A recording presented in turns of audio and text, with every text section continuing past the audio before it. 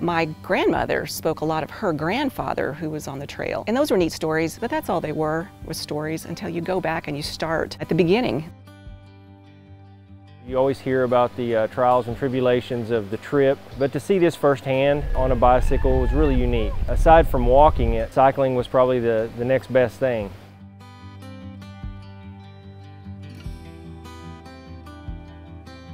You just wish you could just, for a moment, be back to see what it was really like. Hearing the stories from my grandmother and my mother, you could just sit and close your eyes and visualize it.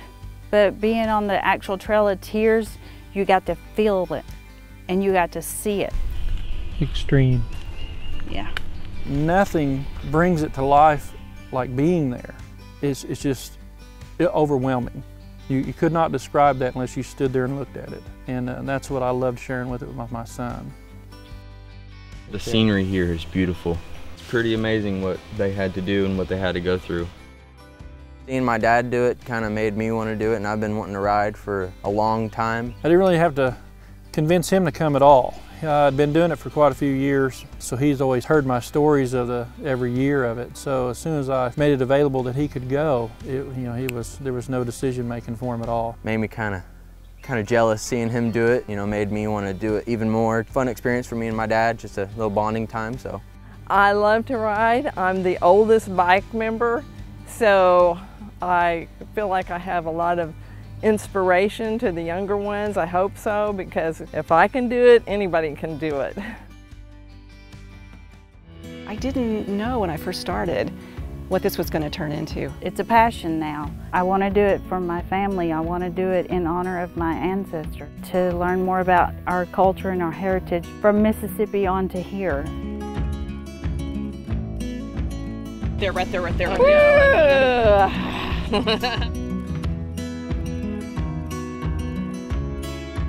That was really the hook for me, was doing something that pushed me both physically and emotionally, and this for sure fit that bill.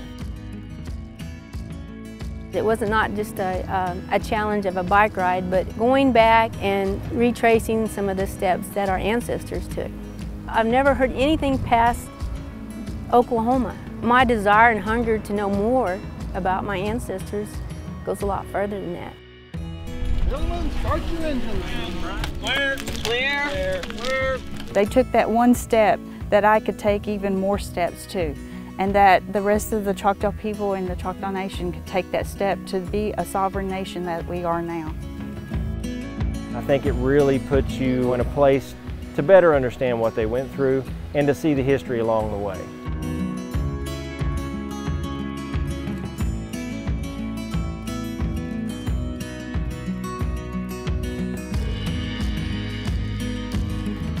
Seeing the terrain, the heat, imagining the cold, the swamps, the animals, the sickness, it just made our little sufferings, our sore muscles, our dehydration, our fatigue, our hunger, just so minuscule.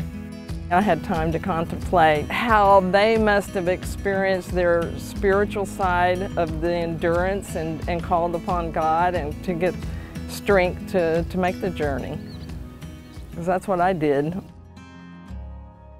I'm sure that they were torn to leave their homeland, but then again, I think they also had that look of promise that once they got here, they were going to be a people among themselves. Because it is our story, we have to know where we've come from so we can continue to build. That's our foundation. You have to have a strong one before we can build upon that. You know, I think when Choctaw people look back on where they've come from, they have something to be proud of. And they can incorporate that pride into the things they're doing today. Those people persevered. Those people took little and turned it into much. We haven't lost hope or thought of them, of what they did for us. My grandparents and my mother and my father, I don't have any of those living today. So what I do is in honor of them as well. I think they want us to look back and not forget, and to bring what they had and bring forward that strength, that endurance, that forgiveness, that love.